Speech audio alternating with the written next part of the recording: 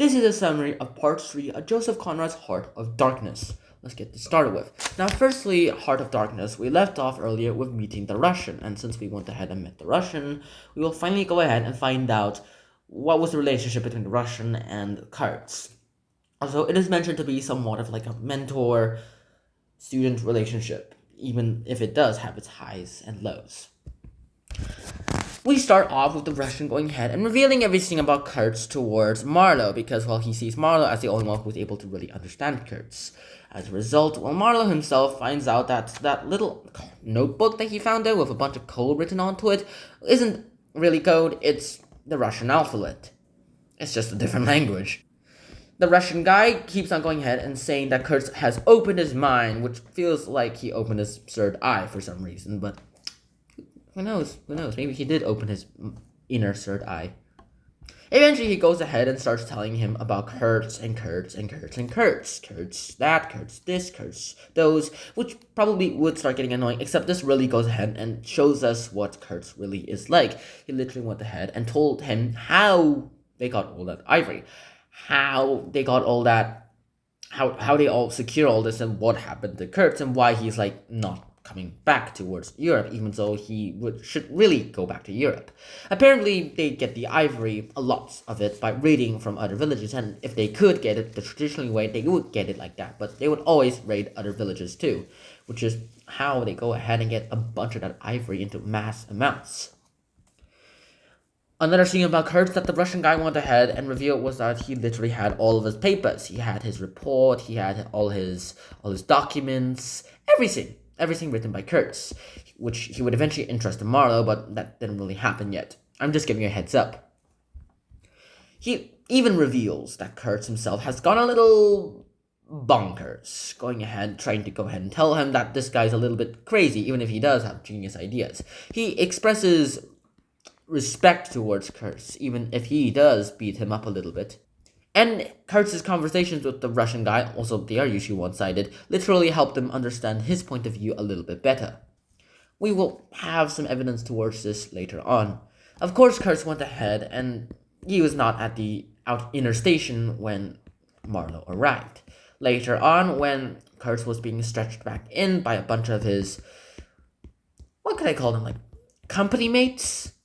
Colleagues, yeah. Colleagues is the best word to use here. In a stretcher, literally Marlowe went ahead and saw what the heck was wrong with him and realized that he was kind of sick and he really needed to go back home so that he could get quality European healthcare, which is at least better than what these African savages have. The Russian man went ahead and warned Marlowe about the threat that, well, Kurtz was facing, and literally being that he was literally being a savage. As being a savage, he really wanted to go back to becoming a savage ways. Obviously, that was not supposed to happen, and as a result, we literally get a bunch of, shall I say, shenanigans, where we see Kurtz trying to go back to his olden ways. By olden ways, I mean the new ways that he found, which are cannibalistic. In the middle of the night, Marlowe woke up and literally saw Kurtz not in his bed. As a result, he went outside and saw Kurtz crawling all the way, trying to go to a bunch of these ritual people, all of his savage comrades who literally worship him as a god, doing this sort of ritual, and he tries to join them. But Marlowe comes in, stops him from going and joining his comrades, and go back inside, go to bed, so that he can go to rest tomorrow and survive the journey back home.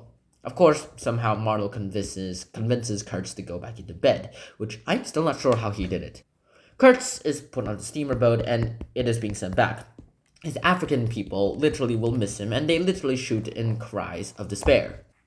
On the voyage back, now that Kurtz is going home, people literally thought that, oh god, this guy's gonna get a promotion. But then they realize that this guy's dying, Kurtz is dying, and they are really happy about that and hope that he died before they arrive onto the place, which is back home. Now that Marlowe's usefulness is literally over, they go ahead and shun him as one of the useless guys now, and he usually spends time with Kurtz. Kurtz, taking advantage of this, as he did with the Russian guy, went ahead and told Marlowe everything about his ideas, even if they do have childish ways to achieve fame and fortune. In the end, though, Marlowe went ahead and didn't really understand a bunch of them, but he really did admit, though, that this opened his eyes, his inner third eye. Also, he doesn't say it, his inner third eye.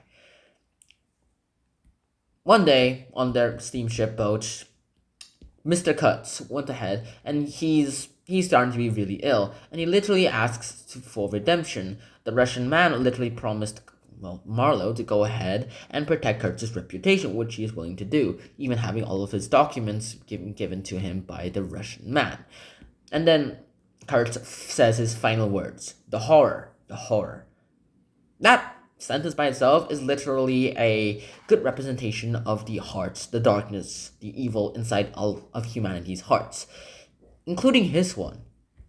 Also, it's probably best to go ahead and say that this guy is probably talking about. In the end, though, his legacy is kept in good hands. We finally get a good death message, I guess, with one of the African maidens coming in and saying that Mr. Cuts, he dead. I'm pretty sure everyone was going to jump out in joy, but no one jumped out in joy. Mainly because, well, the company really valued him. Of course, no one's going to go ahead and show that. No one's going to go against the company.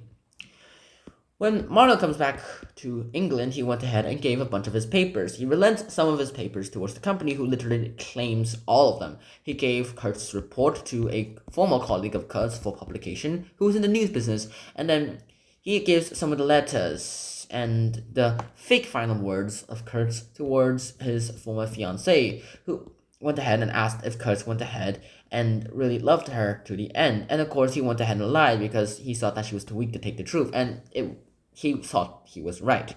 Because eventually, he went ahead and reinforced his prejudice of women being too soft to understand the truth and will always live in their own dreams. The story ends on the steamboat that we started off the book with all the 5 friends. And finally, the winds all stopped, the tides are going, and they went ahead and start going inside so that they can go on their journey towards wherever they're headed. And that is the end of The Heart of Darkness. I really hope you guys enjoyed this episode. I hope to see you guys soon. And until next time, 说好 now, peace. Bye bye.